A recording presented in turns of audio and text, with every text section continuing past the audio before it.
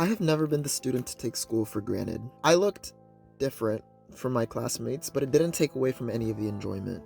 The socializing, the creating. My favorite classes were government, history, and English. I loved learning about America and how every individual was capable of turning their words into a movement.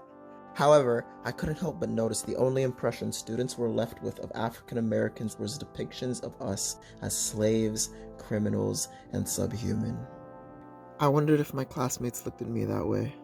On July 11th, 2018, I was stopped by the police. My friends and I were skating home. The officer asked us for licenses and ID, and when he was met with confusion, searched our bags. While the summer heat beamed on us, making our skin darker than it already was, all I could think of was, there's no way this is legal. I had just learned about search and seizure, and I could have sworn loud rap music wasn't probable cause. Soon after, I hurried home and researched more into the way the law works. Amendments, court cases, and incidents. As I read, I learned the full extent of how common and how severe stops like mine could get. Where are the laws to protect people in situations like this? 80% of criminal defendants cannot afford a good lawyer, instead receiving overworked government attorneys, and because of no representation, 95% of defendants are forced into guilty pleas because they were never informed on their rights. The institution might not care about you, but the people who work for it might.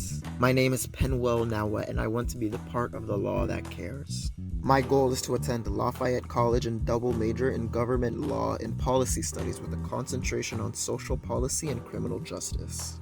The degree will give me the knowledge needed to defend victims of law who can't or don't know how to defend themselves. And the Live Ma scholarship will give me the economic means to be the first of my siblings to graduate college. What do you give to the guy who has everything? The opportunity to give back to those who don't.